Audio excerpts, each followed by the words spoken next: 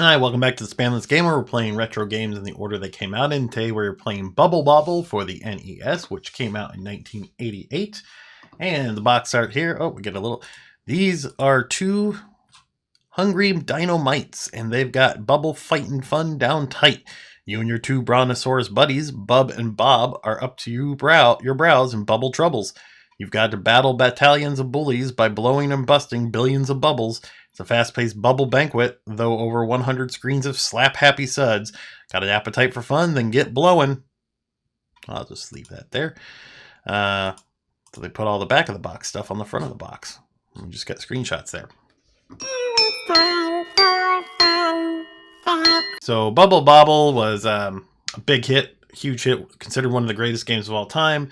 It was designed for couples to play in the arcade, and the game designer Fukio Mitsushi, I'm sure I got that name wrong, sorry, correct me in the comments, but he wanted a game that would appeal to women and men when they went to the arcades together, so that's kind of the inspiration of Bubble Bobble. So let's get blowing.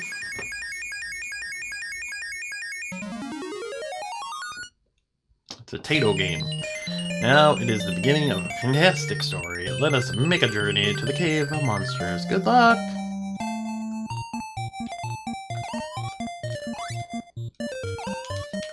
Yeah, can't say I've ever played Bubble Bobble. I've probably picked it up once or something on like the Switch online or something like that, but never really understood what it is all about.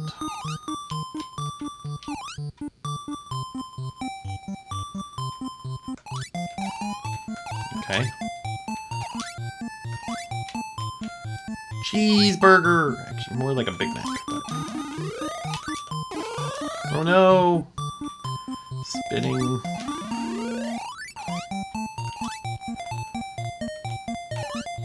Yeah, okay. So I just collect fruit. What's all this then? Is that it? Oh, there we go. A little delay there, game.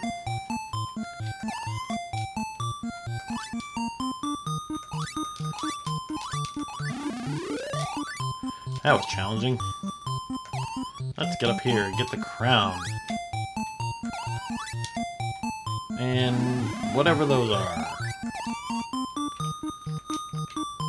Do I have to get the vegetables? Ah!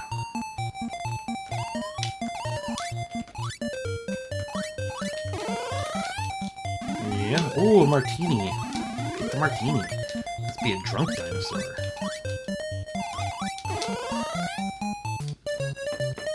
Password, Beeb. Feel free to use my password, anybody out there, and play Bubble Bobble on the NES. So we're gonna rate this game. So Bubble Bobble graphics, they're big, they're cute, they're 3.5. Sound seems okay. 4.5. Music, 5. Story, was there a story? Sure. Dinosaurs eat things, 1.5. Controls were 5.5.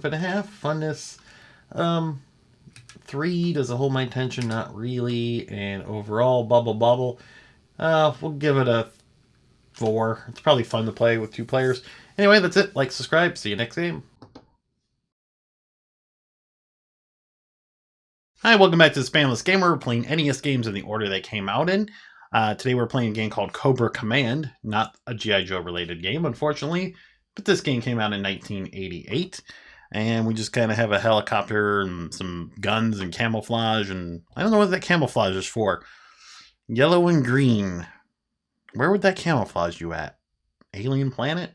I don't know. Maybe the back of the box will tell us.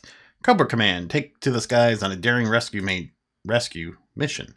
Your most advanced Cobra attack helicopter ever built is at your command. You'll fly alone into a deadly no man's land where enemy choppers, tanks, soldiers, cannons, and warships are all aiming to blast you out of the sky. Helpless hostages are counting on you to rescue them as you make your way to enemy headquarters for your final assault. Data East brings you arcade realism at home. So I don't really have any fun facts for this game, although it is based on an arcade game that came out in the same year, and it was pretty successful, at least in Japan. So it's a helicopter game. Let's play it. Cobra Command. Guns, missile, armor, engine, rescue. Name, Stephen Power. Rank, General. Branch, Army. Mission, save the... I will save the... Hostages, destroy enemy strongholds. Good luck. Stage 1. There are 20 hostages held in Sumatra. Sumatra? You must save them all. Through the jungle and the marshes, enemy fortresses are hidden underground. Secure the fortresses to refuel and collect weapons.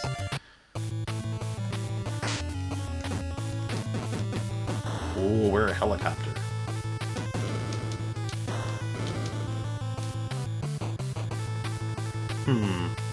Not very smooth scrolling action going on here.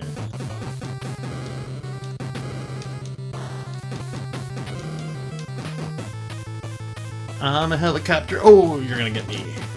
Oh, we crashed.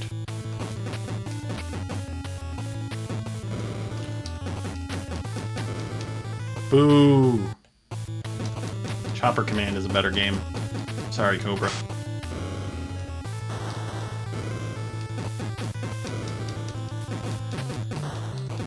Maybe the arcade port is, or the arcade game is better, but this is kind of weird. Like, the scrolling action is just kind of not great. You kind of just float to the back of the screen. And then sometimes you don't. You move backwards. Can't turn around. Can't say I'm a fan of Cobra Command. Now, Cobra Commander, on the other hand, I am a fan of Cobra Commander.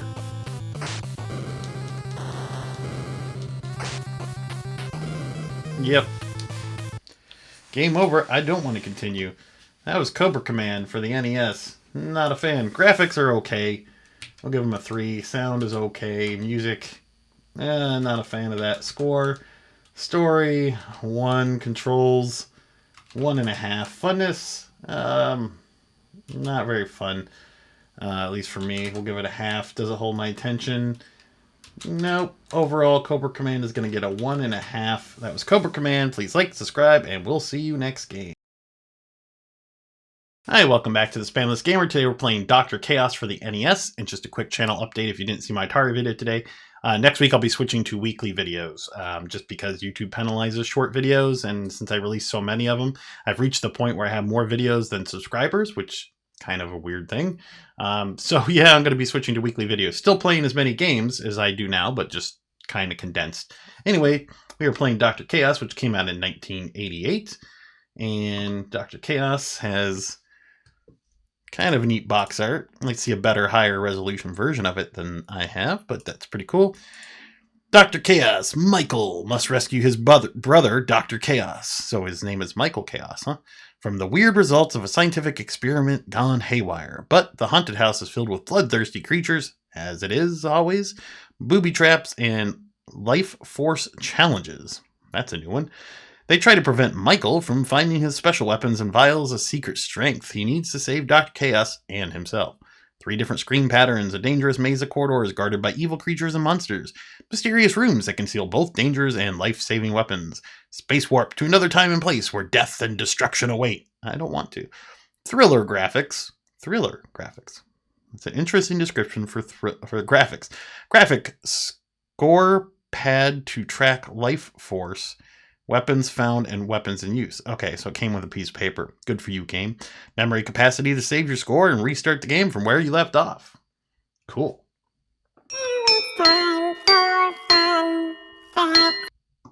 So, fun facts are far and few between for Dr. Chaos, but yeah, it was officially known as Dr. Chaos Hell's Gate. So, that was from FCI Pony Canyon, and that's what I got. So, let's try Dr. Chaos.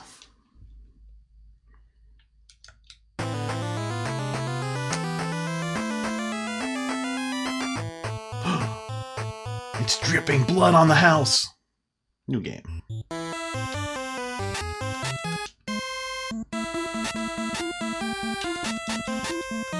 Yeah, stab you with my... Oh, I can go through the door.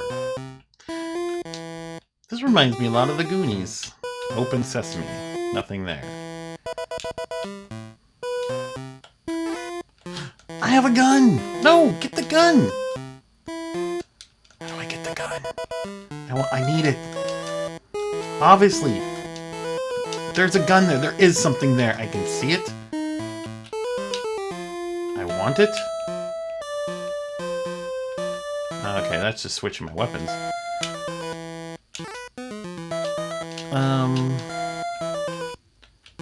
No! No! What is even going on? Nothing there. What?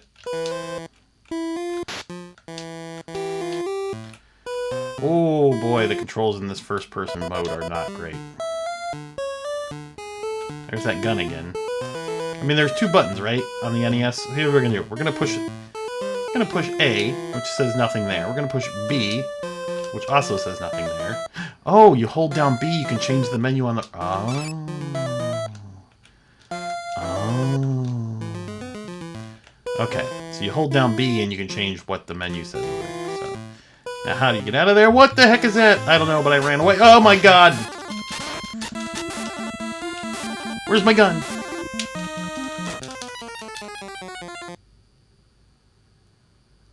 I died.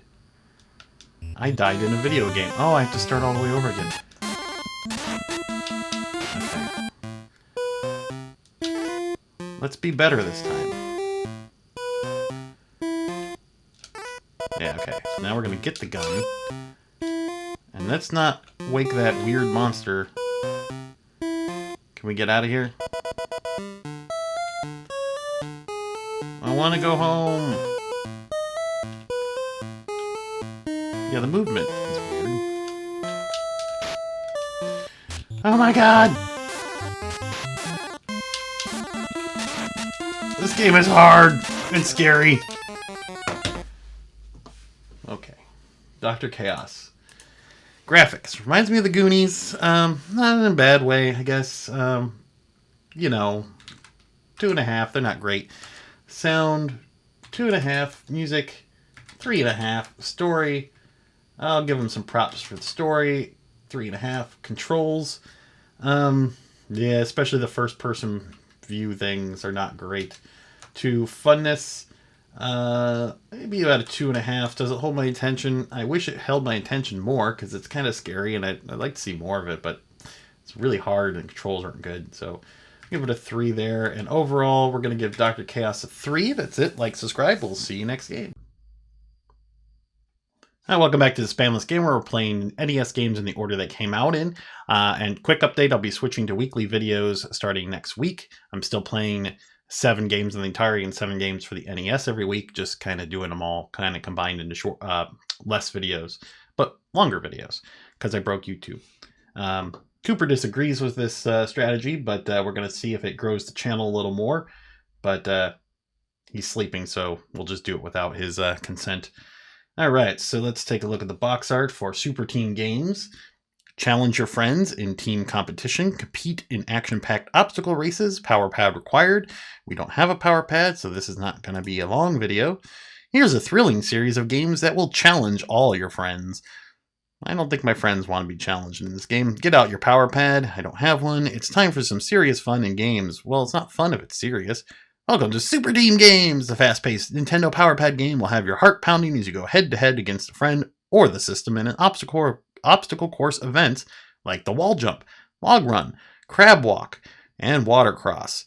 Then, for some Super Team action, choose upsides and play Relay Race, Tug of War, and Six-Legged Race. Super Team games will make you and all your friends championship competitors. So don't delay. Get out your power pad and start playing today. Stop bugging me. I don't have a power pad. Or fast facts, fun facts, whatever I call them. One player. Name registration. Oh, because I don't have the power pad, it's not going to let me actually register a name. Super obstacle course, obstacle course B, obstacle course A, skateboard race. We could be Ollie, Jimmy, or Jack.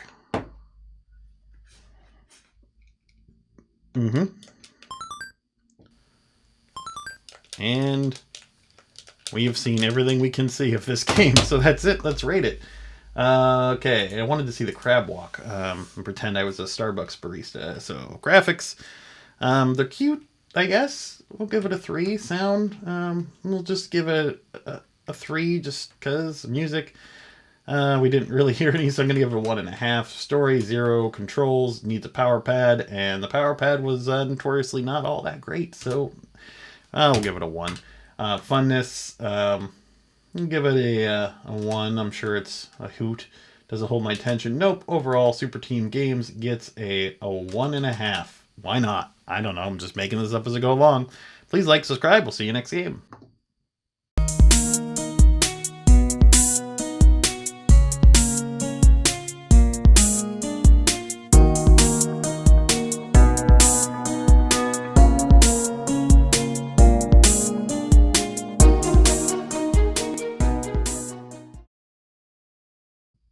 Hi, welcome back to the Spamless Gamer. We're playing NES games in the order they came out in, and we're switching from daily videos to weekly, a couple of videos every week. You can see down there the schedule. Anyway, we're doing that to try to fix some Google or YouTube, Google, whatever, same company issues. Anyway, today we were playing Blades of Steel and Bump and Jump and Castlevania 2. Oh, good. So this first game is Blades of Steel, which came out in 1988, and the box art there just says from the makers of... And we got a couple hockey dudes fighting in the background, so I guess there's fighting in this game. That's awesome. It says right there, fight for victory in the hottest hockey game on ice. I don't think you want a hot game on ice, right? With sharpened blades and a lethal stick. Oh, you can kill people. You slash into the rink. This is very violent. Into the rink. Surrounded by thousands of screaming fans, it's time for full-speed, high-contact hockey, the kind of bone-jarring action played by the pros. The puck is dropped, you take control, center it, and whoa! Your opponent viciously checks you from behind, making an incredible steal. You charge after them, crushing them against the board. Suddenly, tempers flare, off come the gloves, and you're swinging fists like prize fighters. What action? Why is action capitalized? You can even rack up assists like the great you-know-who. Aha, we can't say his name. Or play goalie in the slap shooting penalty scores like you-know-who. So strap on Blades of Steel and imagine those immortal words, he shoots, he scores, featuring simultaneous play for 2 players, play against the computer. All right. So Blades of Steel. Blades of Steel. Oh, well, thank you for telling me the name of the game that I'm playing. We're Junior... New York, Chicago, Los Angeles, Montreal, Toronto, Edmonton, Vancouver, or Minnesota. And we'll play against LA. Hello? Oh, there we go.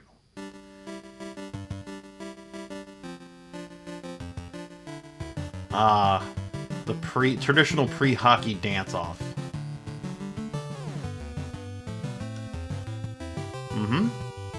Well, the ref's just like, come on, stop prancing around, let's play a game.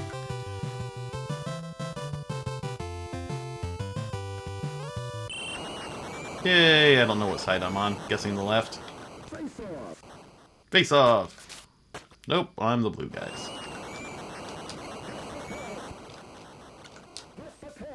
Oh, nope, I'm the purple guys. I was wrong. Oh, probably should have passed. Yeah! In your face, yellow and blue team!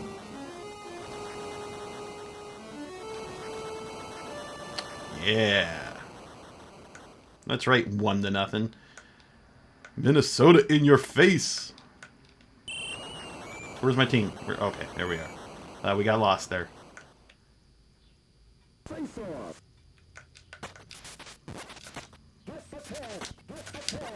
Ah, yeah, 2-0. Yay! Okay, so obviously I'm really good at hockey and Blades of Steel, so we don't need to play that anymore. Yep, we won. Okay. So let's rate this game. So graphics are pretty darn good. I didn't even get into a fight, though. That's a little sad. But we're going to give graphics a 5. Sound was pretty decent, a 5. Music, what little music there was okay. 2. Story, it's hockey. Controls seem solid, 6.5. Funness, a 5. Does it hold my attention? I have 3.5, and overall Blades of Steel is going to get a 5. That was Blades of Steel, and let's move on to the next game. Okay, our next game today is Bump and Jump for the NES. So Bump and Jump came out in 1988, and we can see from the box art here, it's kind of got the City Connection style, anime style guy on a little go-kart thing. It's made by Vic Toki, or Toki, I don't know how to pronounce that. Bump and Jump, the Sunday drive that turned into a nightmare on wheels. You're cruising along with your baby bunny in your buggy. You have a baby bunny? When from behind you hear a brain-boogling baroom. It's Dark Jackal and his beastly band of blacktop bullies. They buzz by, and when the smoke clears these passenger seats bare, these dudes have kidnapped your baby bunny. Only you and the buggy can bring her back, but not without bone-bouncing chase that makes the Indy 500 look like a bumper cars. Over jam-packed city streets and treacherous curves on mountain cliffs, past Dark Jackal's bullies to catch his, Buggy and Bunny, and the cops are bearing down on you from behind. Think you have what it takes to save Bunny? I probably don't.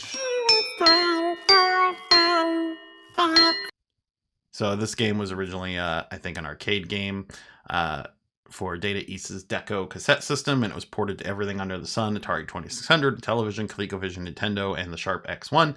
And the Famicom version of Burning Rubber, which is the name of the game in Japan, was called Buggy Popper. So this game is known as Bump and Jump, Burning Rubber, and Buggy Popper.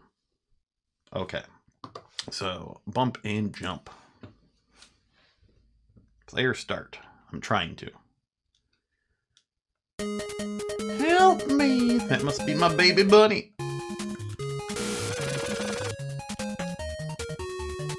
My card looks like to be shaking.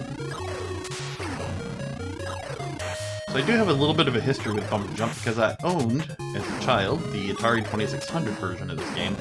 I've never played the Nintendo version. So it's a lot different. I mean, concept's the same. Basically drive and you can hop on cars or bump into them. And you can jump. You can bump and you can jump. Those are two things you are allowed to do in a game called Bump and Jump. There's a sequel to this game called Bump and Grind that was not as well received. I am sorry for that joke. I am not good at this. I am better at the Atari version, at least that's from my memory. We'll get to the Atari version one day. Oh, I got treed. I'm going to rewind. Hit my Billy Mitchell button. Oh, there we go. I keep forgetting. Jump coming. God, I'm so bad. Jump.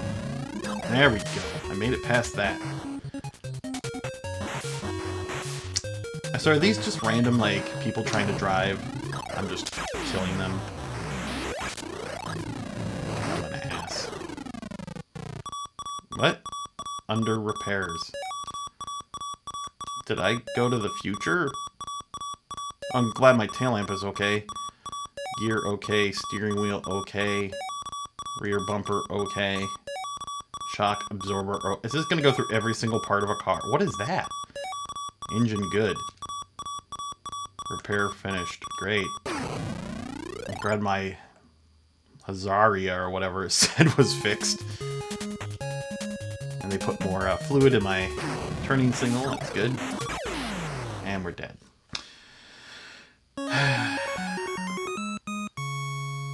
Well, Cooper, I'm sorry we don't get to go for a car ride. Because I'm not very good. So let's rate this game. So graphics for Bump and Jump, a 3. Sound, sound is fine. It's a 4. Music, a 4. Story, I can't believe this game has a story. I played it for the Atari for years and had no idea.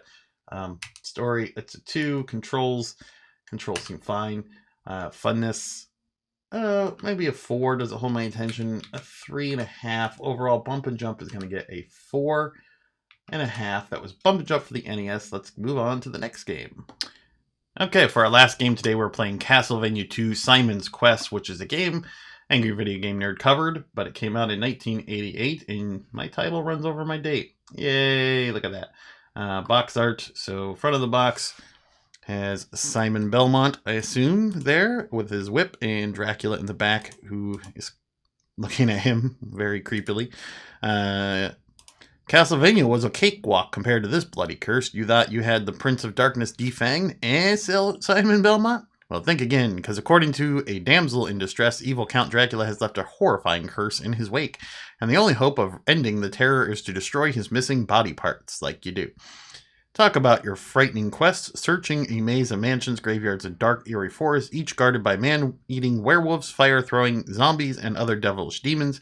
Your grim chances are kept alive in Transylvania, where cowardly villagers offer clues to the whereabouts of Dracula's remains, and where you'll purchase magic weapons, including silver knives and flame whips. But beware the night, for when the sun disappears, Dracula's curse grows deadlier, and your chances grow dimmer and dimmer.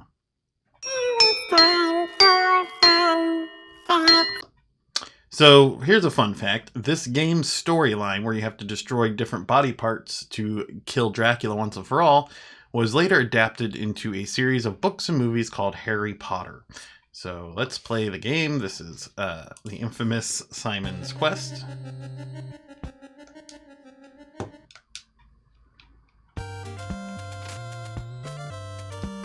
We got really cool music, like most Castlevania games do. I was going to say all, but I don't think that's true. I'm not sure that the games that came out on the 3D systems had music this good. Well, that was useless. So, I don't know what was with this game, why they changed the formula so much and tried to make it kind of... It's almost like they gave it a little bit of a RPG elements to it. It's kind of bad.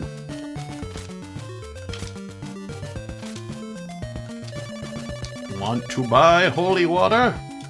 No. I want to kill things. It's Castlevania.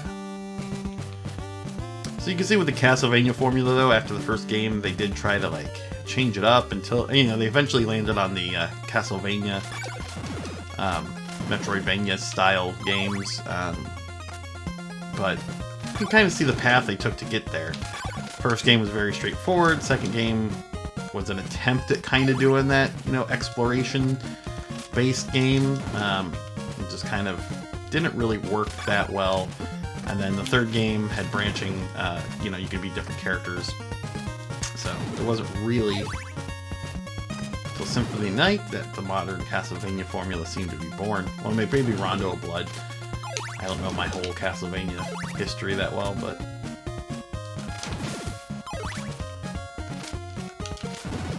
yeah, so I can't upgrade my whip like in other games because you have to buy it. Stupid town.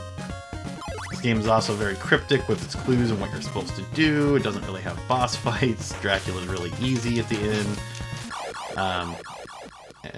My head's still there at the bottom of the screen. Interesting. Okay. Well. What a horrible night to have a curse. Indeed. You know, Frogs and Flies had a day-night cycle on the Atari we played last week, and I think that did it better.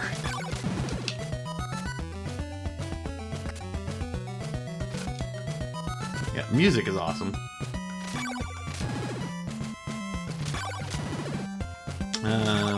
Yeah.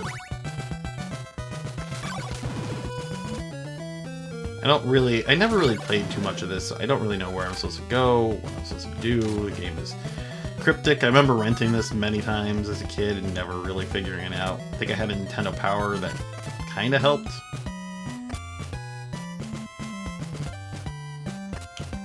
And I was a big fan of Castlevania, the first game. So, I guess you can't do anything in the town at night. Oh, the townspeople have been turned into green ghost goblin things. Blah. And hearts in this game, they're money, I guess. Oh, look at that ugly floating eyeball. Get away from me, eyeball.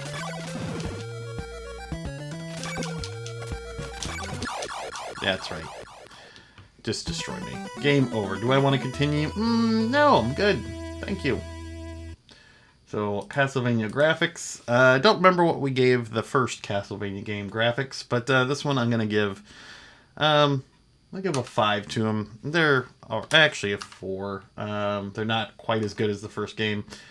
Sound is pretty good. Music in Castlevania games is excellent. Story, the story is actually pretty cool in this game. It's just let down by everything else about the game. Controls are adequate. Funness, that's where you lose me. You get a 2 in funness. Does it hold my attention? A 2.5. And overall, Simon's Quest, I'm going to give you a 4.5. That was Castlevania 2 Simon's Quest. Please like, subscribe, and we'll see you next game. Hi, welcome back to the Spanless Gamer. We're playing NES games in the order they came out in. And today we're going to be playing Indiana Jones and the Temple of Doom, Othello, Paperboy, and Platoon. So a couple movie games in there. So our first game today is Indiana Jones and the Temple.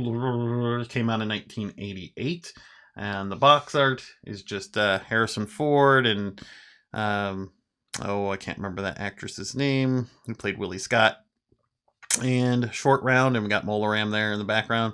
Indiana Jones, feel what it's like to be Indiana Jones. So you want to wear Indy's Stetson hat, dress up in his beat-up leather jacket, snap his trusty bullwhip, and go on the most exciting adventure of your life? Well, here's your chance. Penetrate deep into the Temple of Doom to free enslaved children and recover the sacred Sankara stones.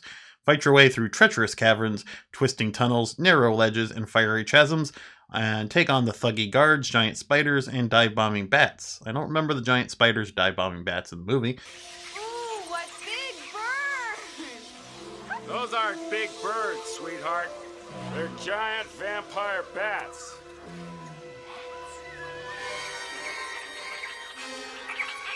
Survive all this, and you'll meet the evil high priest, Mola Ram, and on the dangling rope bridge for a battle to the death. Cool.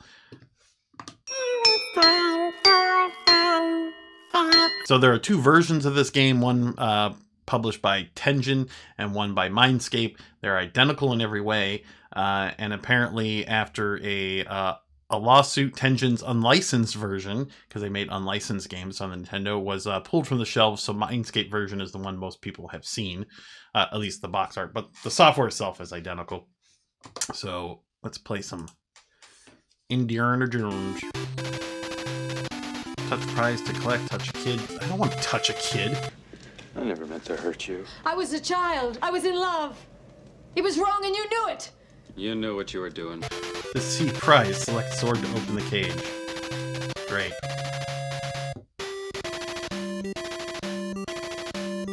I really want you to hear this music.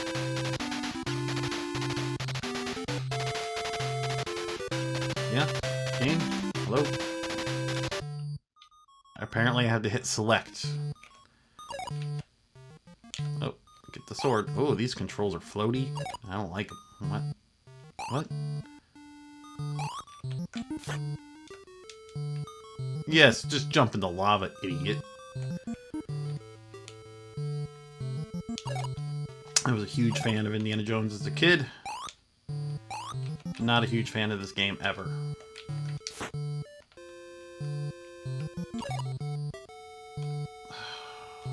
What does up mean? Arrows locate hidden warps. Right?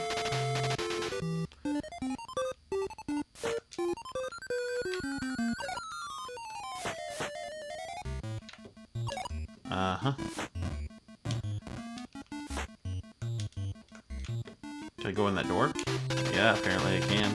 Extra TNT is hidden in the wave. Great. Good for it.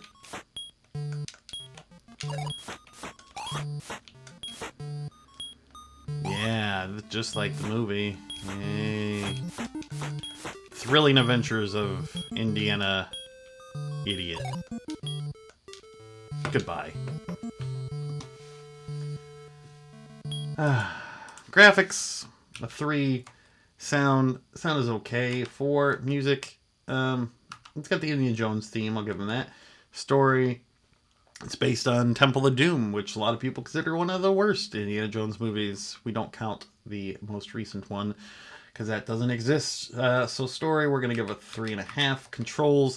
Controls you let you down. It's very floaty and weird, so now we're going to give it a 2. Funness, a 2. Does it hold my attention? A 2, and overall Indiana Jones and the Temple of Doom gets a 3.5. Alright, on to the next game. Alright, so the next game is going to be Othello for the NES, which came out in 1988. And Othello takes a minute to learn and a lifetime to master. Don't even know if I can spare the minute. Black and white, the battle of opposites as old as time itself comes to life in Othello. Its origins are part Western, part Eastern. Othello is a fast-paced and easy to learn as checkers, yet as fascinating as chess. Play against a friend or play against Othello computer in 4 challenging skill levels. You play the black discs and your opponent plays the white. Trap his discs between 2 of your own and his flip to your color. One move can change the entire game. Finding that move is a secret to Othello. That's why it takes a minute to learn, but a lifetime to master. Whether you're playing against a friend or the Othello computer. But winning takes skill, cunning, and strategy. So, Othello is a copyrighted thing? I thought Othello was just a game. I guess it's maybe a trademark version of another game. I don't know. I don't have fun facts. Just an old game. So, let's play Othello. Acclaim presents... licensed and controlled. Okay.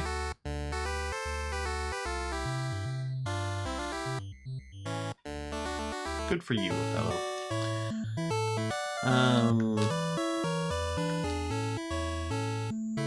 Sure.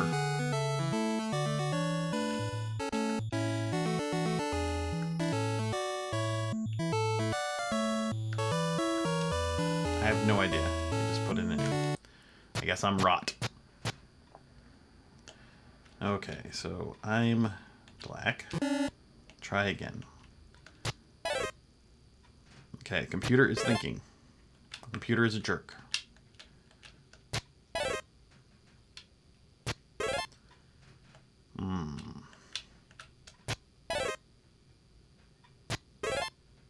Stop changing my stuff.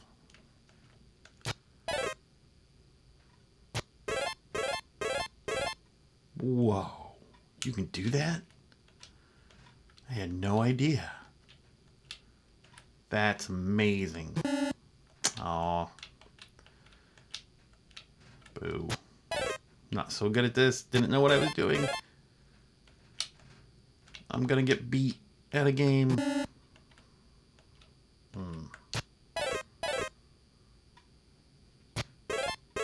Okay. Time for some hot Othello action here.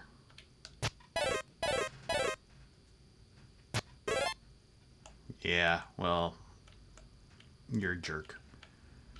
Well,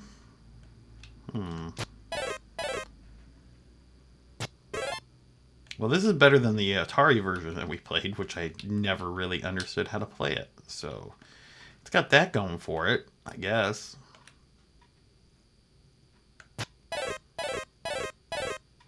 Yeah. No. Boo. Boo that. Boo all that.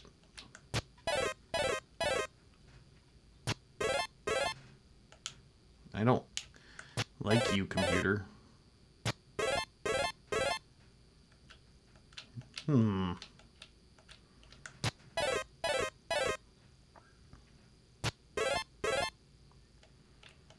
Yep. Well, this is Othello. I think you get it. It seems like a decent version of Othello. I could probably play a little more of that. Graphics, I mean, it's circles on a grid, so you're not going to get much credit for that. 1.5. Sound, not a lot going on sound-wise. Music, really is none. Story, none. Controls, I guess they're fine. 3.5. Funness, more to say about the game Othello than the NES version, but, you know, 3.5 doesn't hold my attention. A 3, and overall Othello will get a 3.5. That's Othello, and let's move on to the next game. Alright, so the next game is Paperboy, which came out in 1988. And Paperboy, the box is just a Paperboy, I guess, on his little red bike throwing papers. And the back of the box, the arcade classic comes home. Hop on your bike for a freewheeling ride up the avenues of a not-so-typical suburbia. There are papers to be delivered, robbers to be foiled, and fame and fortune to be won as you brave the mean street. Yeah, we've all been a Paperboy. Avoid motorcycles, tricycles, traffic, tires, gratings, curbs, dogs, skateboarders, breakdancers, bad guys, and other hazards as you deliver to your customers. Earn bonus points by hitting targets along the obstacle course at the end of your route. With superb animation and sound effects, Paperboy brings home all the thrills, spills, challenge, and excitements you loved in the arcades, and is a realistic simulator of being a paperboy. So I think most people have played Paperboy. I just this is interesting that the arcade had the actual like bike handles, which was a modified yoke from the Star Wars arcade game that Atari made. I just thought it was kind of interesting. So let's play Paperboy. Extra, extra, the Daily Sun, morning, final, amazing Paperboy delivers. I wanted to read that. You're a jerk. Okay. Your customers. It's one of those streets where all the houses are on one side of the street. Monday, Monday, Monday.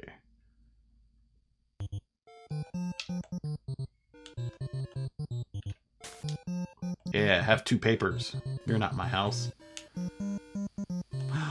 Tire.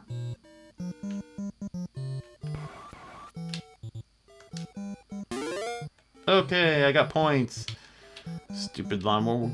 Your robot lawnmower out of here. Why do you have tombstones in your yard, dude? Oh, probably because people die in your house all the time.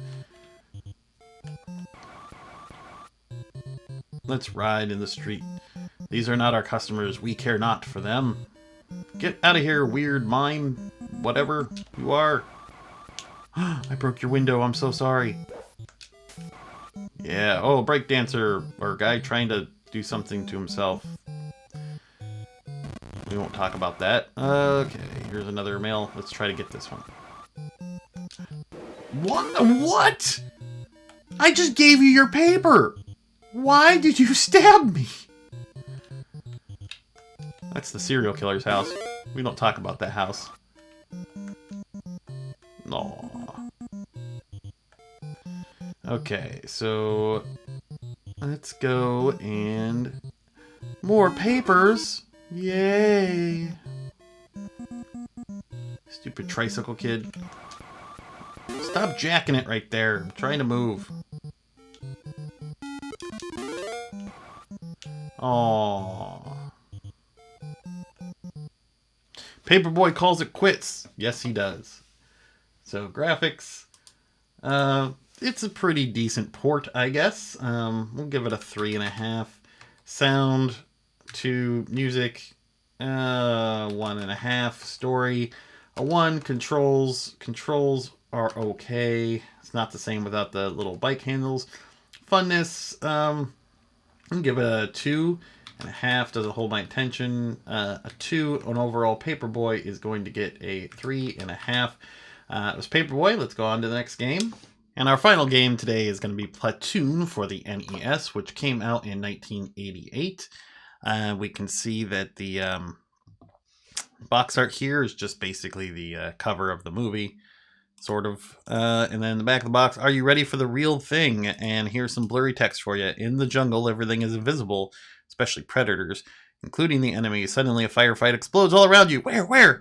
There's jungle combat as you saw it in the movie Platoon. Now, Sunsoft's Platoon, yay Sunsoft, takes you right into the action. You'll fight for your life against deadly guerrillas and hidden snipers, always guard against the booby traps and napalm airstrikes that could end it all in an instant. Jungle combat, as close as you'll ever want to get to the real thing. You've got it right in the palm of your hand. So I don't have any fun facts for this, but I do question, like, why was this game made for the NES? I mean, at that time, games were made for kids. It wasn't really thought of as an adult industry, really, especially the home consoles. So I don't know why they were making these kind of movies into video games. A little weird.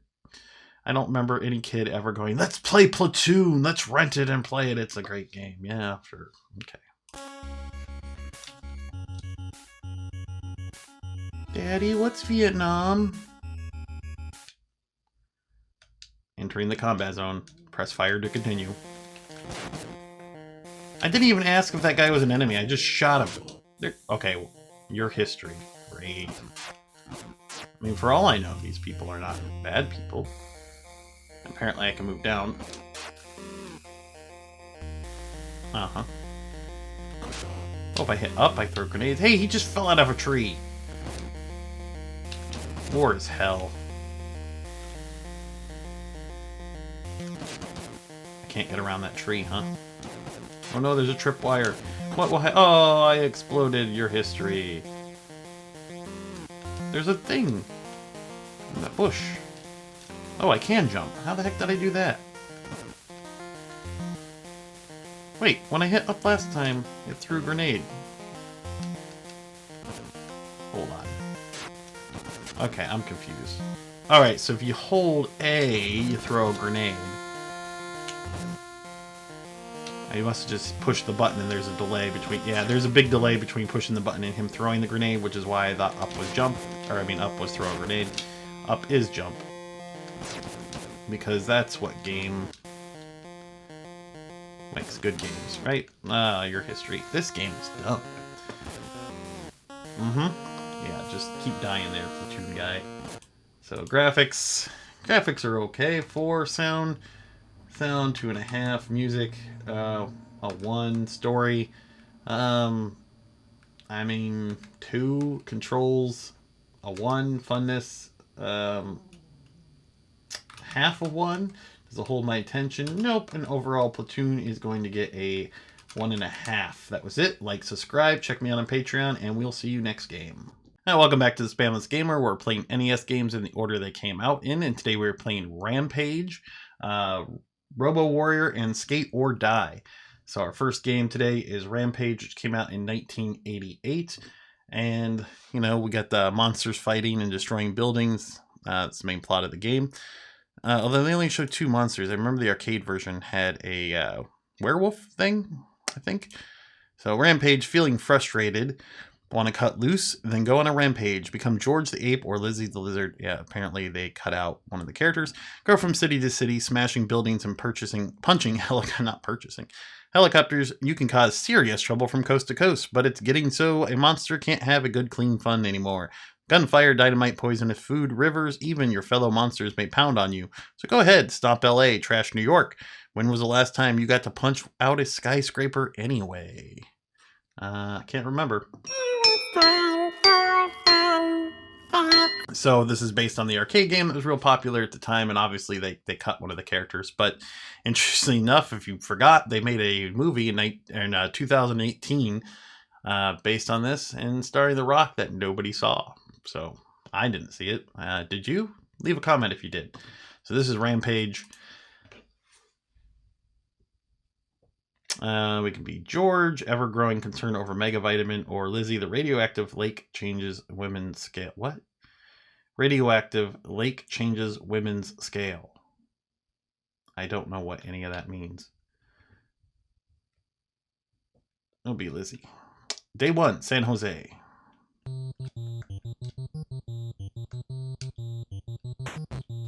Yeah, so, like, how do I get on the buildings?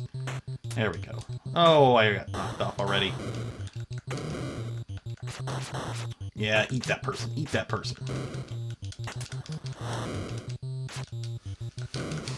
This is what Cooper dreams of, by the way. If you wanted to know what my dog dreams of, it's this.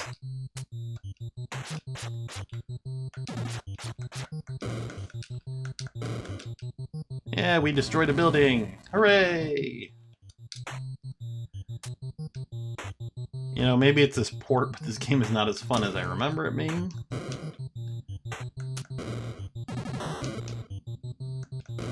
Yay. Things are happening. Oh, that's a bomb.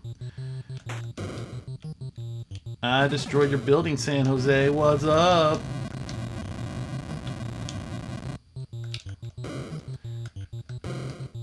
Yeah, controls are not great. And I remember the arcade being better, like the controls. Maybe that's the issue with this port. I don't know.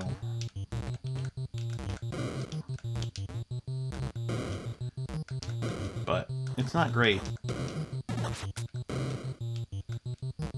Oh no!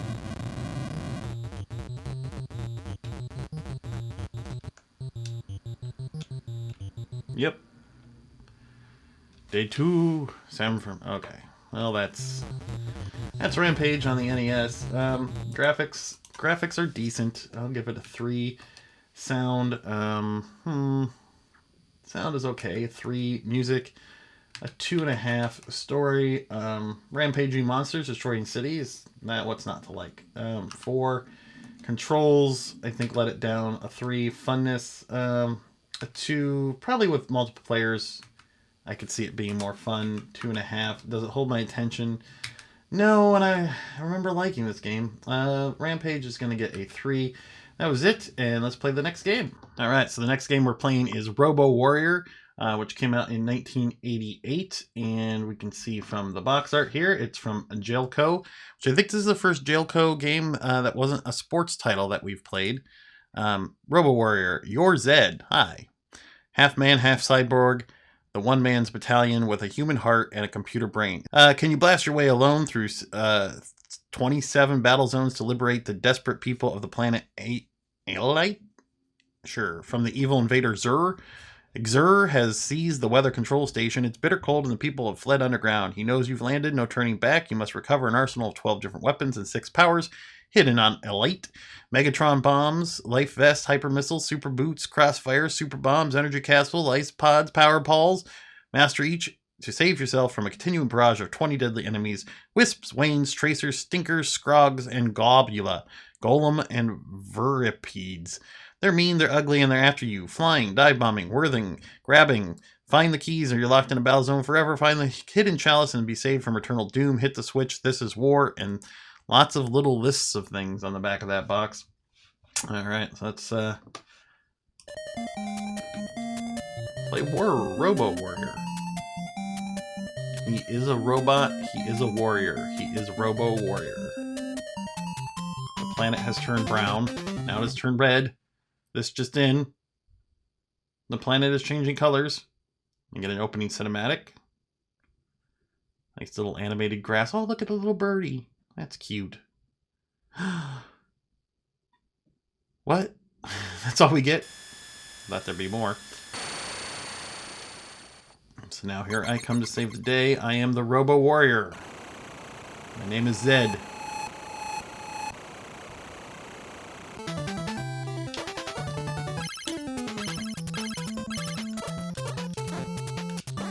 Okay. I got bombs. I can destroy trees. These must be the weird aliens I've heard so much about. A little bit like Bomberman. I mean, the fact that you are a man putting bombs down, I guess.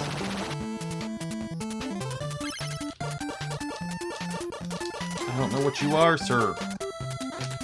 Why are there triangles after me? What is going on? Where do I go? Why is things beeping? What is with this beeping?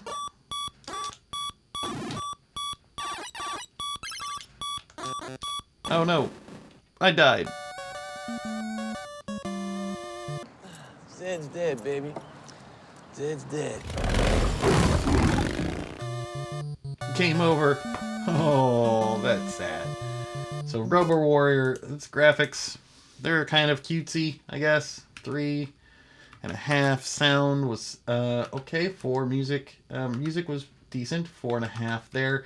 Story 2.5. Controls seemed adequate. I didn't really know how to change weapons or anything, but that's forgivable. 3.5 there. Funness 3 doesn't hold my attention. I might revisit that someday. 3, and Robo Warrior is going to get a 3.5. That was Robo Warrior, and let's go on to the last game of the day. Alright, so the final game today is going to be Skate or Die for the NES, which came out in 1988. We just got the Skate or Die, very radical 80s, 90s look to it. Back of the box, psych up for 5 of the raddest skating events ever. Hop on your souped up board and cruise into the wildest multi-event contest ever dreamed of by man or beast. 3 of these twisted trials are cut from the concrete courses of pro competition. Each pits you head-to-head with a friend, shooting ramps or racing downhill, while going for rock and rolls, hand plants, aerials, rails, slides, and methods. Cool. Then blast into Mad Wax on Wheels, dueling to the death with Bionic Lester, the dirtiest dude in the Jam and Joust. And finally, Skate or Destroy, a challenge that will turn you into a samurai skater, karate chopping your way through a tough alley filled with thugs, trash, and unmentionable traffic hazard. So squirt a little oil on your ball bearings and prepare to skate or die. I want to cry. So, EA founder Trip Hawkins was looking a way to capitalize on the success of Epic's sports games. But at the time, only being a publisher and distributing company, there was much he could do. So he wanted to hire programmers to make sports games to cash in on the success that Epic's was happening. Meanwhile, over at Epic's, a bunch of their programmers quit because they were mad at Atari for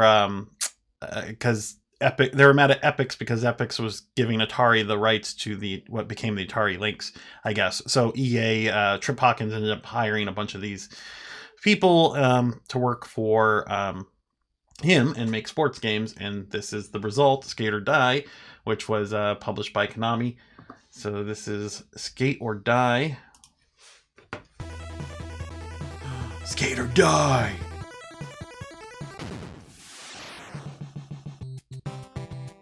Go practice, sign in, Skate or Die. What? I keep only the best high scores. Sign in here if you want to compete. What are you staring at? Semper or die. Great. Quit your yakking and go practice. Alright. Race. Sure. Skating to downhill. Goofy foot, regular foot. Oh, goofy foot. Gotta go with goofy foot. No balls. What?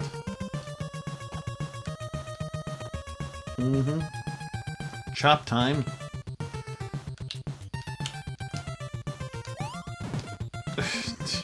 What is going on?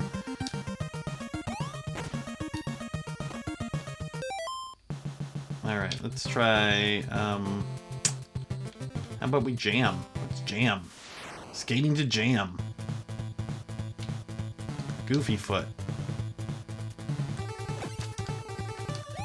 Oh. I can kick and punch and stuff. Oh, we kicked each other off our skateboards. The world will never be the same. Oh, I skated and died. Boop, boop, boop, boop, boop. I fell down a manhole. No. My skating hopes and dreams are over. Okay. Let's try freestyle.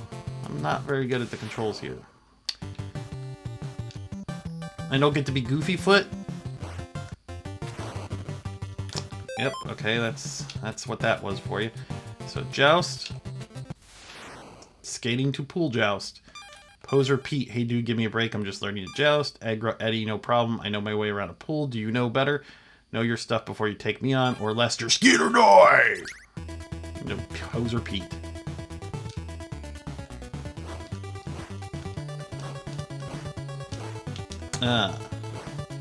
This is a game I remember a lot of people talking about when I was a kid, but I never liked it. I had a reputation as being a cool game. I think it was just the attitude people liked. Skate or die, man. Gotta freaking skate or die. Skating to high jump. Oh, how high can we jump? Probably not very. Not at all. Yay, that was it. That's skate or die. So graphics are decent. 3.5. Sound is fine at a 4. Music, 3.5. Story, a 1. Controls, they seem okay. I'm just not good at them. I'm gonna give them 3.5. Funness, a 2. Does it hold my attention? A 2. Overall, skate or die will get a 4, and that's skate or die for the NES. Like, subscribe, check me out on Patreon, and we'll see you next game. Hi, welcome back to the Spanless Gamer. We're playing Atari 2600 games in the order they came out in, and today we are playing 4 games. We're playing Superman, Xenophobe, Zelda 2: The Adventures of Link, and, I don't know, the Addams Family. That's it. So let's start it with the Superman game for the NES. Came out in 1988, and Superman games or Supermen games are notoriously bad. So this is probably no exception. We just get a Superman comic panel there as the front of the box, and the back of the box. You are Superman. I am? Wow, this is news to me. Wherever there's trouble in the great city of Metropolis, Superman soars in action. The incredible hero from the doomed planet Krypton fights a never-ending battle against all manner of evil men and monsters that threaten our world's safety and security. Now you could become the Man of Steel and crusade against crime and injustice. Enter the phone booth as Clark Kent, reporter for the Daily Planet, and we're just Superman. Use an awesome array of superpowers, including flight, heat vision, super breath, to foil the plans of army of villains. Can I throw cellophane S's at the bad guys? You'll face racketeers, robots, and arch nemesis Lex Luthor. Finding the power crystal increases your otherworldly abilities, but look out! Don't mistake it for deadly kryptonite, you bastard. Alright, so... Superman, Kemco.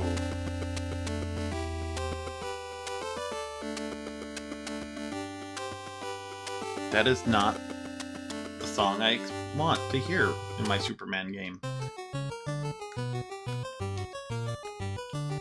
Oh, look at his... He's got bug eyes. I'm the copy chief. Go out and get me some donuts. News, we have a deadline. Me.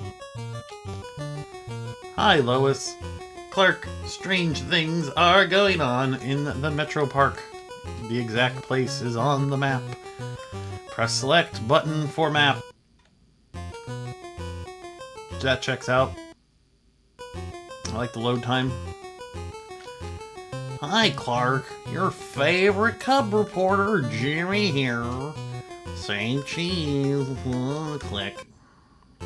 Superman can't be photographed. We all know that. He's a vampire. And we are stuck at the first door.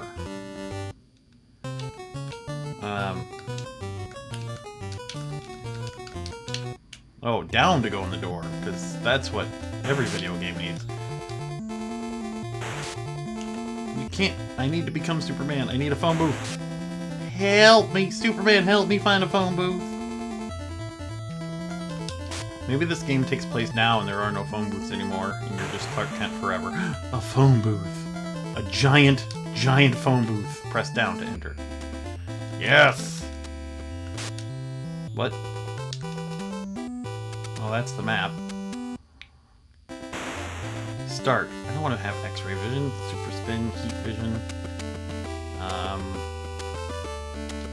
Sure, let's go with heat vision. And Jack. I have to select every power every time I want to change something. What if I want to fly? That's all Superman's good for.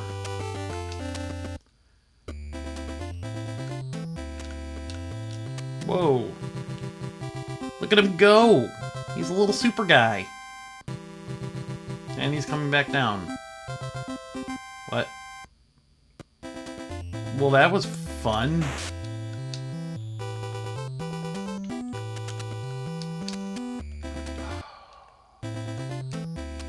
What is even going on? Get the 2s or something.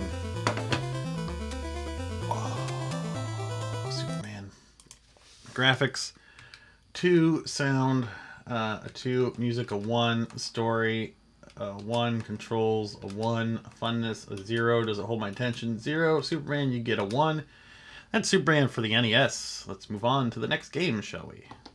Okay, our next game is Xenophobe for the NES, which came out in 1988 in December. And the front of the box, Authentic Arcade Edition, split screen action, 2-player interactive.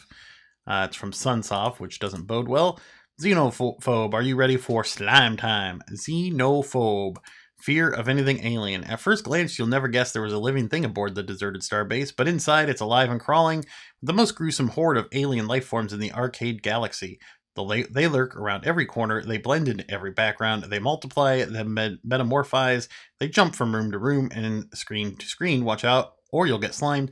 So grab your joystick and get ready for the fastest, most frightening split-screen action imaginable. Xenophobe conquered the arcade, now it wants you. Over 1 mega power, woo!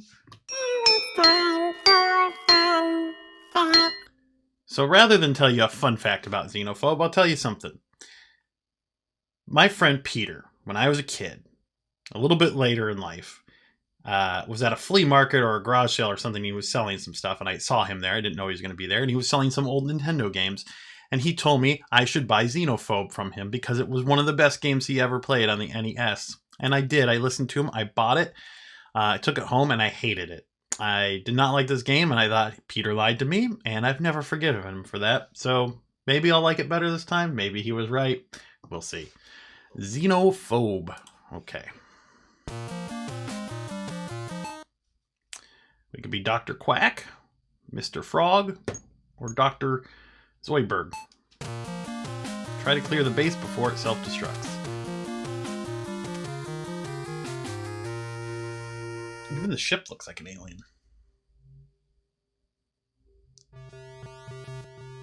It's a lot like Spy vs. Spy.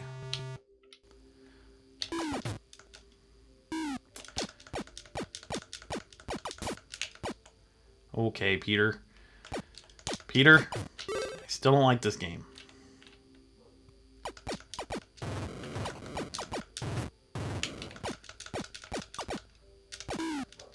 Brr. What just happened? What? I teleported?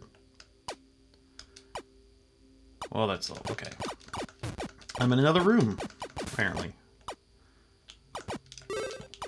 And now I have a knife or something. Where's the red or the white spy?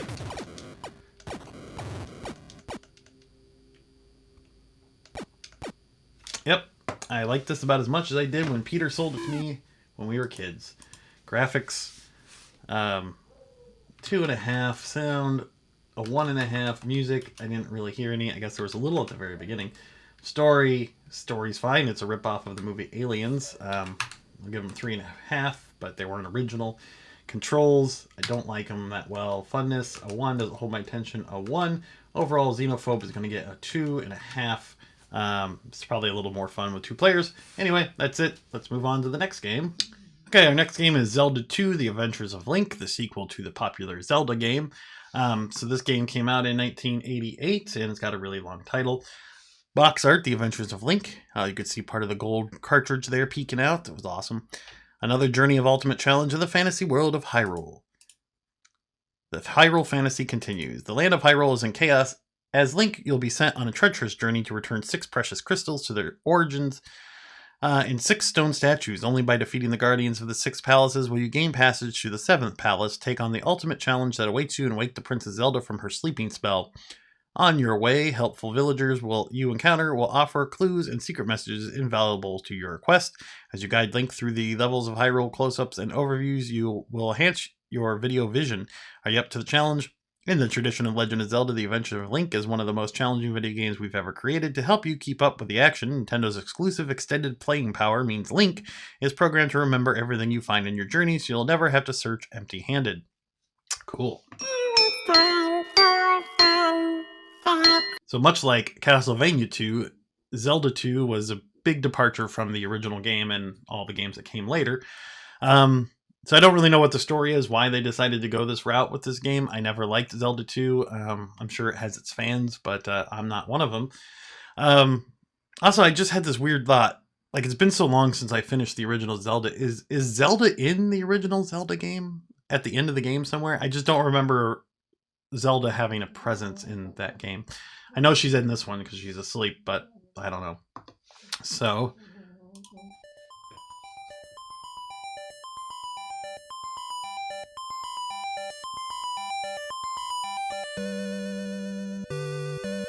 yay! Register your name.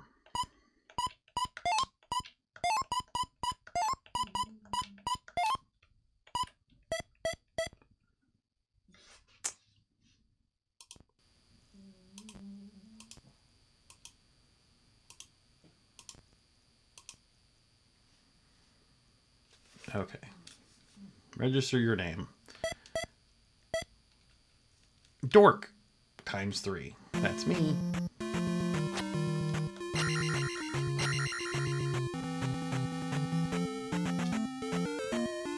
Cooper is snoring very loud over there. Meanwhile, I got into a fight. And I ran away.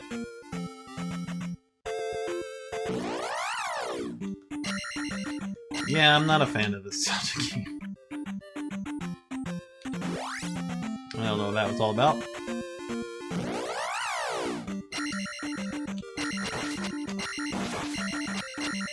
And I like Zelda. I like all the Zelda games pretty much.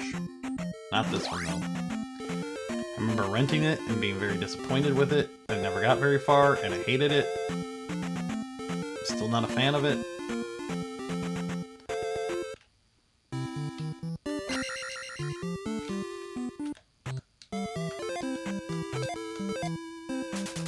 Town of Brutu.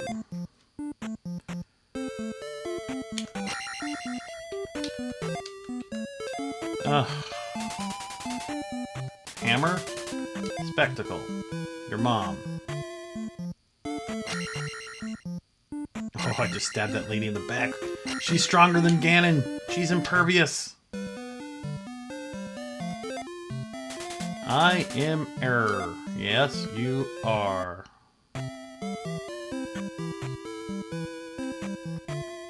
It's Rick Moranis. Bye, Rick.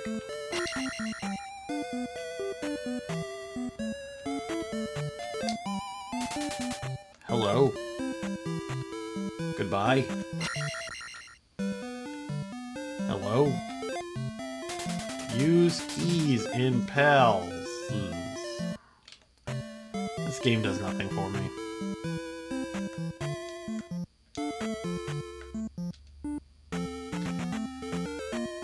The music's okay. It's not as good as before or after Zelda games, but yeah, just kill me. I want to hear Ganon laugh at me.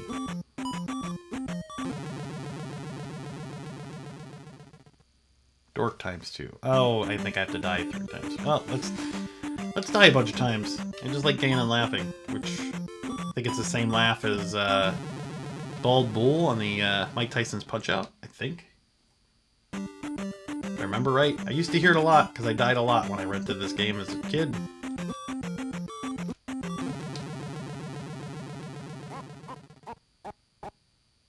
Yep. That was Zelda 2. Not my favorite. Graphics, I was never that impressed with these graphics. I'm gonna give it 2.5. Sounds a little, it's okay. Music, not the best. Story is okay. Controls, never was a big fan. Funness, a 2. Does it hold my attention? A 1. Overall, Legend of Zelda 2, The Adventures of Link is going to get a 3, and that's it. And let's go on to the last game of the day. And our last game today is going to be Fester's Quest, the Addams Family game that not many people like, as far as I know. Angry Video Game Nerd cover it, so it must not be very good. So this game came out in 1989, and the box art just has Uncle Fester from the Addams Family. Hey kids, remember the Addams Family? Fester's Quest. It's just a kidnapping of an entire, but an alien. That's too hard to read. You don't put yellow text in front of your lightning. I can't read you. You're already making me mad. Game. All right. There's the Addams Family Mansion.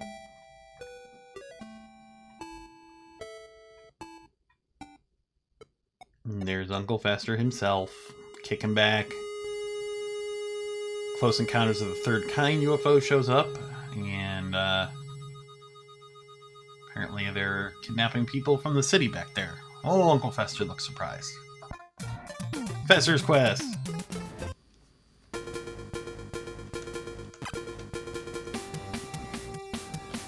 Oh, you can't go diagonally? That's just bad.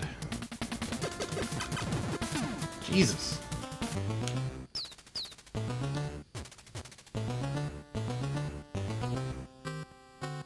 Really? Try that one more time.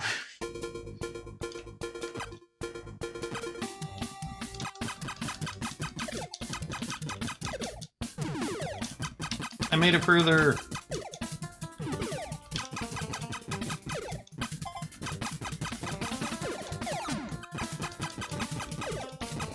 Why does it take so many hits to kill the first enemies in this stupid game? Hey, that's the thing that killed me last time. Can't go that way because you can't jump.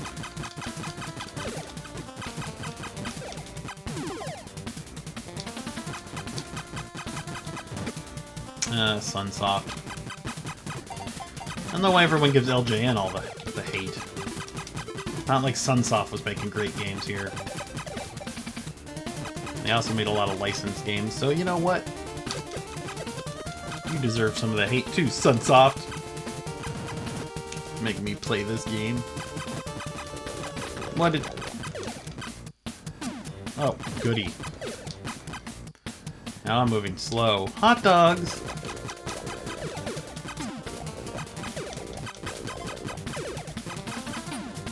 Oh my god. I can't even go down there? Oh, there we go. Where am I?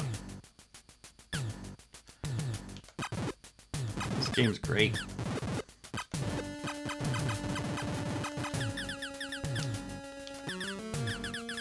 Why am I so stupid and slow? I mean, in the game. Okay, calm down. Addams Family, Uncle Fester's Quest. Graphics are fine. They're 5. Sound is okay. It's a 4. Music is nothing to write home about, but not horrible. Story, Uncle Fester, Addams Family, aliens. I don't know why it has anything to do with the Addams Family, but, you know, whatever. 2.5. Controls, 1. Funness, a 0. Does it hold my attention? Nope. And overall, Uncle Fester's Quest is going to get a 2.5. That was Uncle Fester's Quest for the NES. Please like, subscribe, and check me out on Patreon, where for $1 a month, I do extra videos every week. And we'll see you next game. Hi, welcome back to the Spamless Gamer. We're playing NES games in the rough order they came out in. Today we're playing Afterburner. We're playing a game called Baby Boomer and Captain Comic, The Adventure.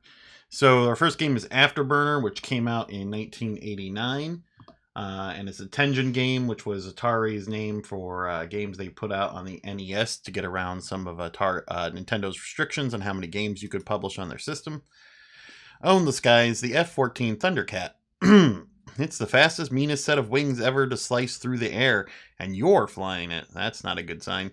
The action in the supercharged game is so intense, the graphics are so real, you'll sweat bullets as bogeys fill the sides.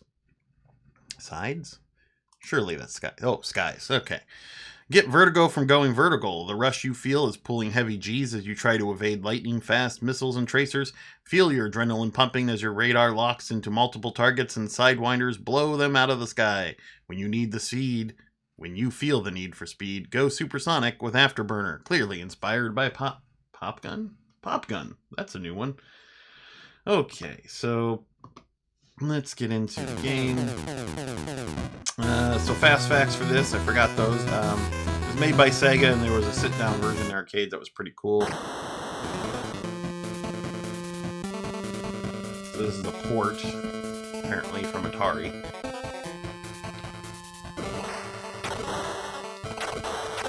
Oh, I don't like that horizon. That is trippy.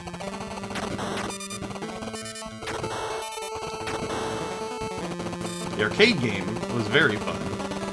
very cool, especially if you could get your arcade had the sit-down version. But I gotta say, I think as far as the home port here, I'd rather play the Top Gun NES game. Because this Dancing Horizon is really annoying.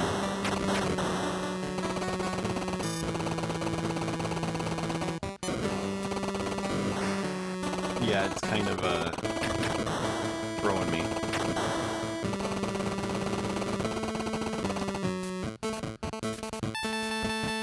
Oh good, we've reached stage 2.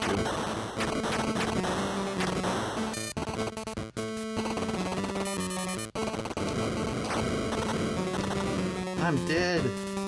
Ready? No.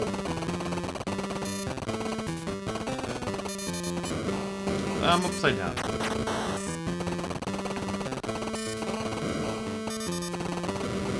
Spinning, that's a good trick. Yay! I'm no Tom Cruise, I'm not even Goose. Oh, exploding.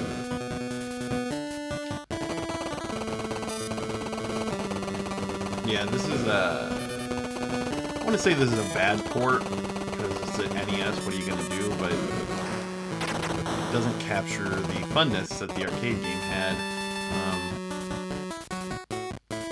At least it doesn't have the annoying landing on an aircraft carrier and refueling scenes that we had in Top Gun on the NES.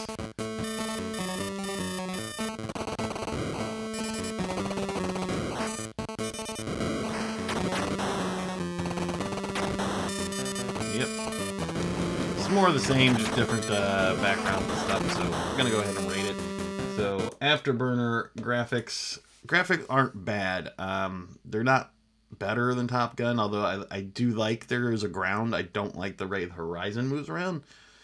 But I had to give the graphics a 3.5. Sound is a 3. Music, a 5. Story, I mean, there really was no story. It was just kind of like, here's a plane, kill stuff. So that gets a 1. Controls, a 3.5. Funness, a 2.5. Doesn't hold my attention. 2.5 overall. Afterburner will get a 3. And let's move on to the next game. Alright, so our next game today is Baby Boomer for the NES, which came out in 1989. And we have a box here with a snake trying to kill a baby, and got a bat being zapped by a crazy man with a zapper gun and a propeller hat on, and a baby and a spider. And look, it's the best rated light gun game. I guess there is no more to know. This is the best light gun game ever by Color Dreams. Baby Boomer, the ultimate test in marksmanship, challenges you to save Boomer from the world's perils. Alright, Boomer. A seamlessly endless chase kicks you into a shooting frenzy to save Baby Boomer. Contrasting worlds of terrifying critters and countless surprises in a backdrop of cliffs, canyons, and caves keeps you at the edge of your seat. Get ready to shift into high gear as Boomer leads you from the Golden Park to the gruesome cemetery. Take your pick of escorting Boomer up the region of heavenly clouds or down to the evil caverns. From there, a panic sets in as you follow Boomer through the crypts, the mine shaft, and the waterwork worlds, if you can find them. Lots of capitalization going on there. Discovering secrets and tricks is part of the fun and gives you an edge over other players. Only with steady hands, split-second reflexes, and a little luck can you overcome the overwhelming variety of enemies and obstacles. A surprising ending awaits those accomplishing few who can complete the game. This is, without a doubt, the best rated light gun game. High-resolution graphics and additional hints list available by mail order. I will not be sending away for hints for this crappy game. So this game was made by Color Dreams, who made they made knockoff unlicensed Atari games. So this game is one of the early ones before they switched to the niche market of making biblical-based games. So this one was before that, so they came in these ugly blue cartridges. This is Baby Boomer. Pull trigger or press start to begin. Help Baby Boomer find his mom. Don't shoot the nuggets. 12F. Okay. First thing I did was shoot a nugget. I shot that thing.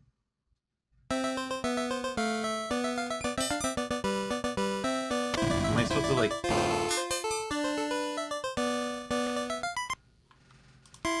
Oh boy. Stupid. Hey! So I got a milk meter up the top. That's cool. A plus start. Game over. A plus start to begin? What? Move gun sight with control. Press A to fire. Oh, so 2 players can play because they want to.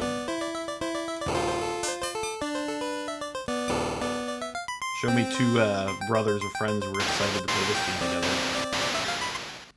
Yeah, you get that stupid baby. He's only got 1 nugget anyway. Now the thing drops out of the tree. Yeah, this is just memorization. You just gotta know where things are gonna come from. Jumping spider. I can't hit. You are really bad. Graphics 2, sound 1.5, music a 1, story a 0.5, controls the zapper gun game. It's not too complicated. 4, funness half a 1. I don't think it's the highest rated light gun game, guys. Does it hold my attention? Nope. Overall, I'm giving Baby Boomer a 1.25. And that was Baby Boomer. Yay, let's move on to the last game. Okay, our last game today is The Adventures of Captain Comic. So Captain Comic here came out in 1989. Box art shows a kind of cartoony looking box. It's got a crown and some coins and a gem and a crazy mad bee back there looking at your goofy space guy. Is that kind of a gremlin thing? Good. Rave reviews. This game has rave reviews. Color Dreams. Colorful and well thought out arcade style game. That's from Game Player's evaluation of Captain Comic PC version. They have been stolen. Oh no, what? The legendary treasures of Osmic. Oh, and hidden somewhere in the 8 deceptively beautiful and mystical lands of Tambai and its moon. You must find the tools to overcome treacherous obstacles in your quest. This is no laughing matter.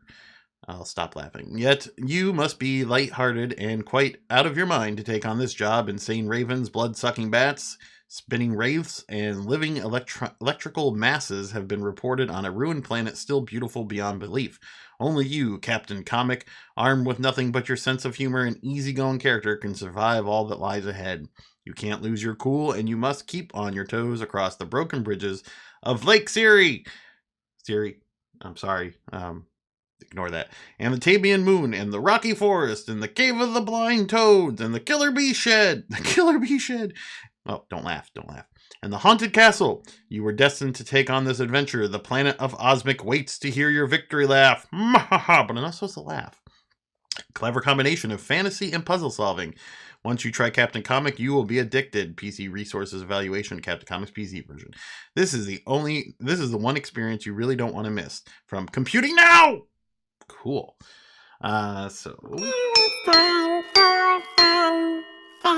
So this game, it was published by Color Dreams, who made unlicensed games on the Nintendo, known to be pretty bad games.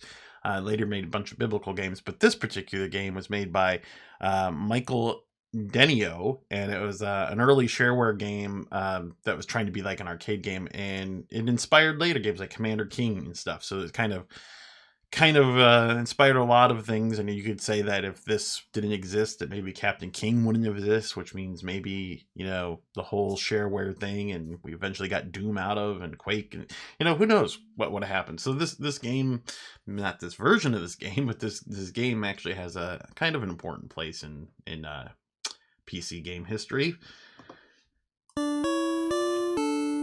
It's got a nice little title screen. Programming, Michael Denio. Graphics by A.R. Henderson.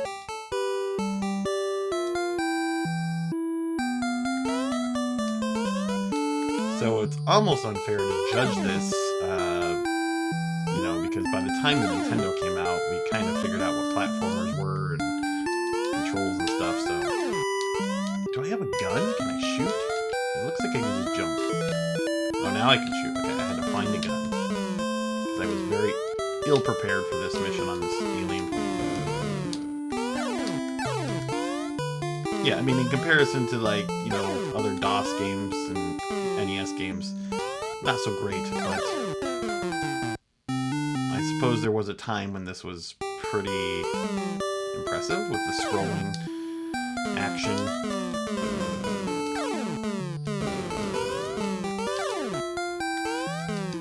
You are not so good at this game.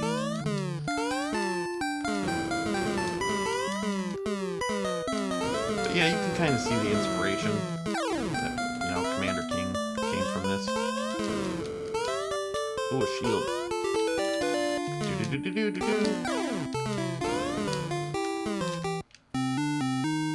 You just died. I'm gonna go back. I'm gonna rewind. I'm gonna cheat. Why not? This is an unlicensed game. It doesn't matter if I cheat.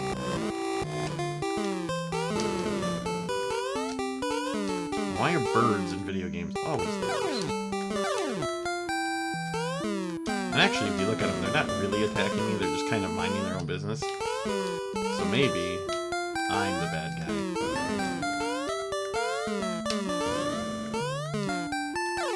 Nope, nope, nope. Okay, they are attacking me now. Maybe it's because I killed their family. Again, I'm the bad guy. I'm the evil invader. Does it ever end this level? Does it keep going forever? I kind of thought maybe I'd go to the end of this level, but I don't know. Well, it did start me a little later, so let's keep going. Let's see what this game has to offer us, the gamer. Let's not do that. Oh my goodness. Have you ever played a game before? Oh, wait, a key. I can't be bothered to jump back up there. I'm gonna do this. Yeah. Classic music. I know this song.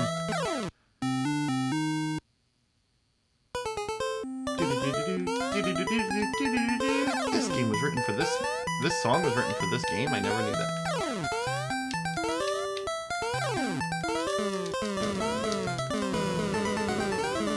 Ooh, gun upgrade. I will destroy everything in my path. That was a short level. Aww.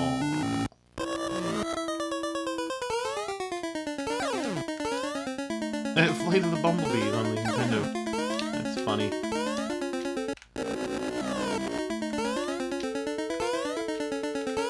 You know, now that in this setting, with this song, it's almost like the Mario Level 4 music, you know, Super Mario Brothers, the castle stages. I wonder if there's any connection.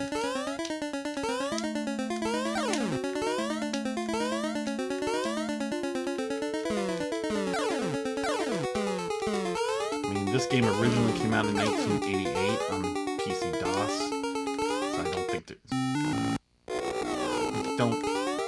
a connection, but there could be. What? What? Wait a minute. Where do I go from here? To quote Axl Rose, where do I go now? Okay. So, Captain Comic. Graphics for the NES, they're not half bad. 3.5.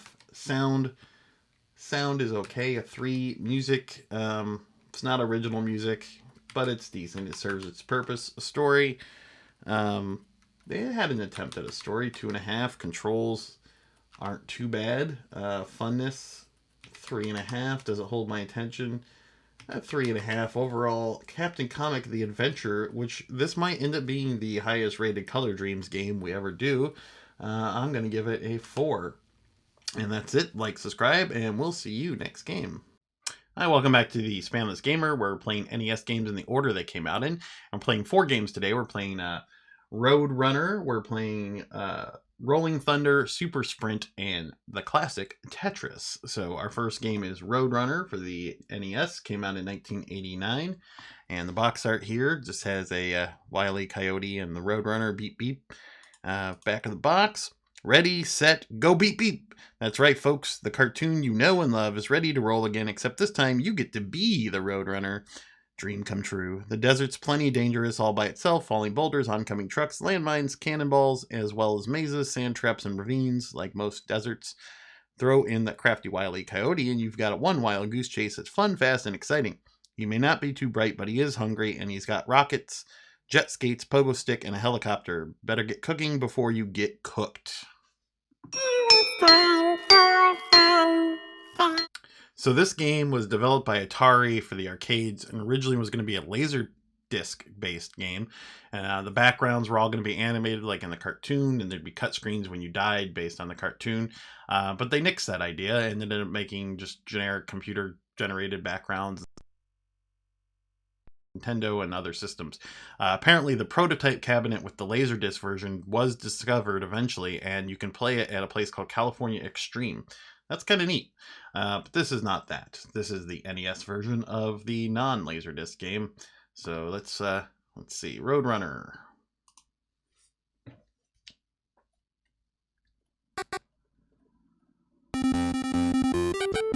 Okay.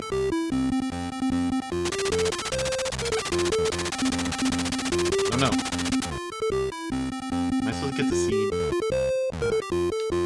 What? That never happened in the cartoons. Alright. There we go.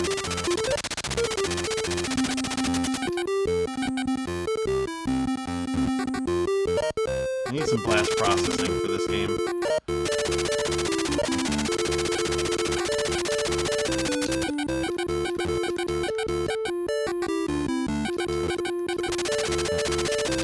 I don't understand even what's happening here.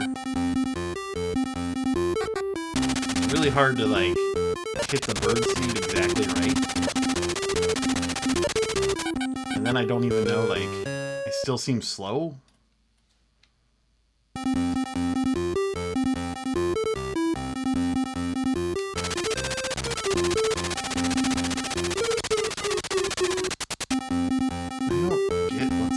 Why do I keep getting caught?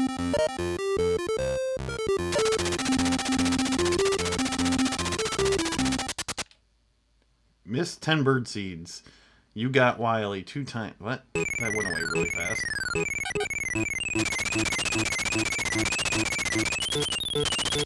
Whoa. Yep. The graphics are kind of dull. Not too exciting. They get a 2.5 sound, a 2 music, I expect more from a Looney Tunes game. A 2 story.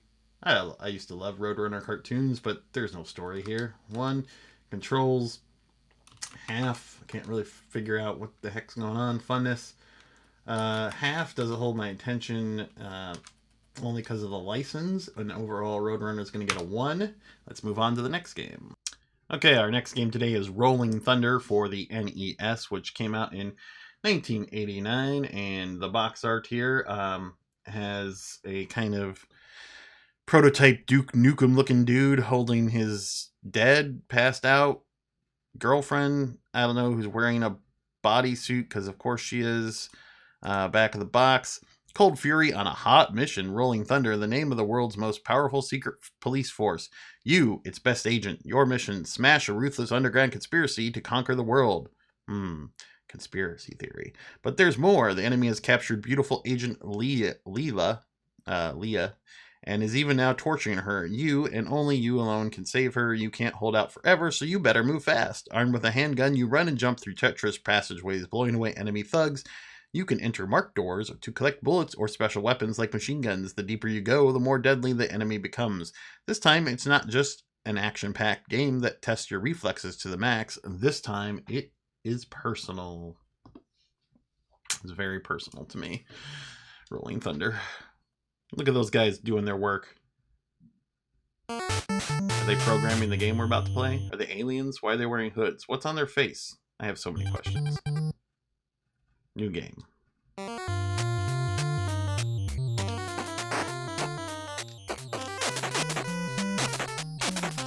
door didn't want me.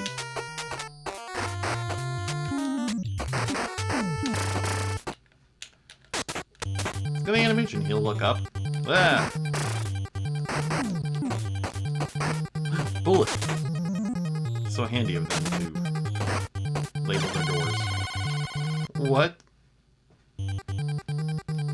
Story 1, aerial.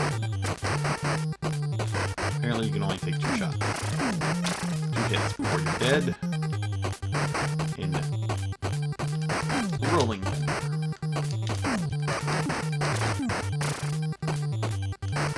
Roll with that thunder.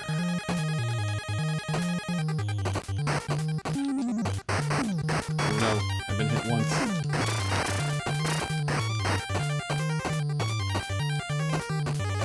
Arms. I need some new arms. That's not fair. Like, how are you supposed to... I can't control when I come out of the door.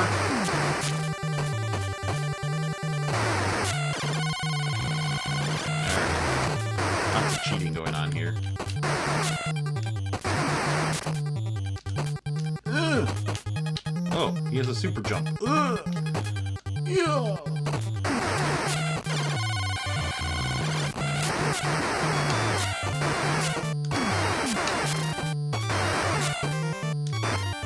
Oh, I wasted all the ammo. This game's hard.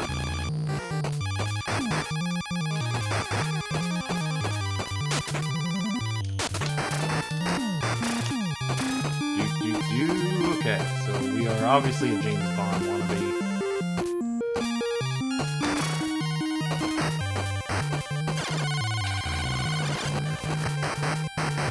Come out of the door. Blue guy.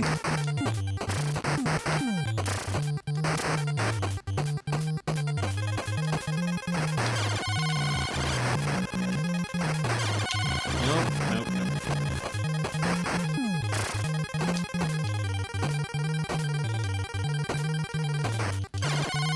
Boo! Alright. I'm not good at that. Graphics. I like the little animations and the characters and stuff. I'm going to give it a 6. Sound. Sound is a 4. Music, 7.5. Story is, it's good. 5. Controls are 3.5. Funness, a 3 doesn't hold my attention. It's a little hard, but it's kind of fun. Overall, Rolling Thunder is going to get a 5. And that was Rolling Thunder for the NES. Let's move on to the next game. Okay, our next game today is Super Sprint, which came out in 1989 for the NES. And box art just has a race car. Exciting. Burn some rubber and kick some asphalt. Feel the need for speed? Man, that phrase has been around for a while. Want to live in life in the fast lane? Then shift into Super Sprint, different font. I think. The arcade hit that's racing action at the very best. Race by yourself against computer-controlled cars or join a friend in a pedal-to-the-metal race to the finish line. Your driving skills will be tested by 7 exciting tracks, each with so many obstacles it will drive you nuts. Pick up wrenches along the way, customize your car with super traction, high speed, turbo acceleration. Go ahead, burn some rubber, and kick some asphalt. Driving the yellow car against 3 computer-controlled your own cars in a 5-lap race. You must win in order to move up to the next track. Here, you're racing with a friend on more difficult... I don't care. Okay. So this game is a sequel to the Sprint series and Grand Track 10, which were arcade games in the 1970s that were in black and white. That's kind of neat, sure.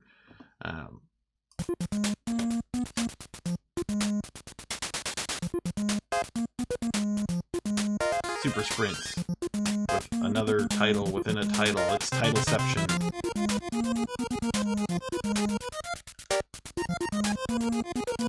Okay. I'm the green car, apparently. It's one of these overhead view racing games. Like, what was it? I remember RC, no, not RC Pro-Am. Ivan Stewart's Off-Road something. Game I remember most like this. Obviously I remember it most because I can't even remember the exact name.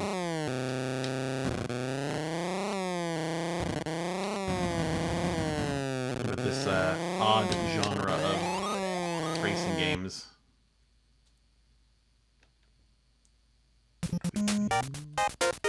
The winner is me. Hey, Cooper, I won. Aw, Cooper. So we can increase score, turbo acceleration. Yeah, let's get that. I had one wrench to spend. Race 2. Why is there a tornado on the track? We should have canceled this race. I'm going backwards. I'm all turned around. Man, I am in last place. Another tornado. Seriously, why are we even racing today, guys? I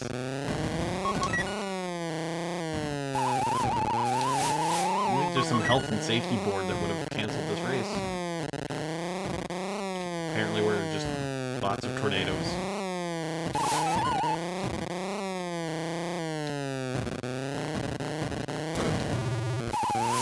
My car blew up, but came right back.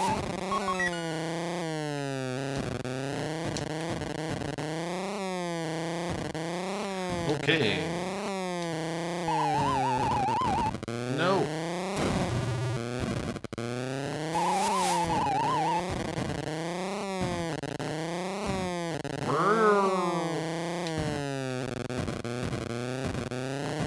I'm gonna bounce my way to victory.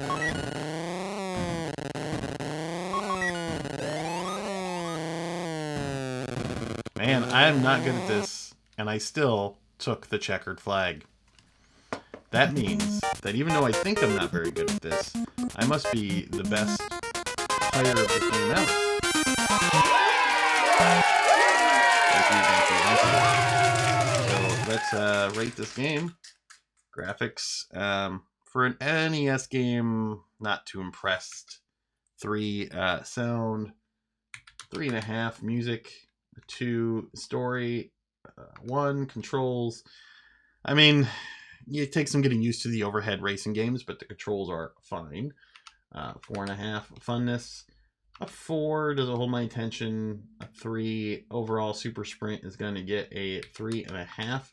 All right, let's move on to the next game.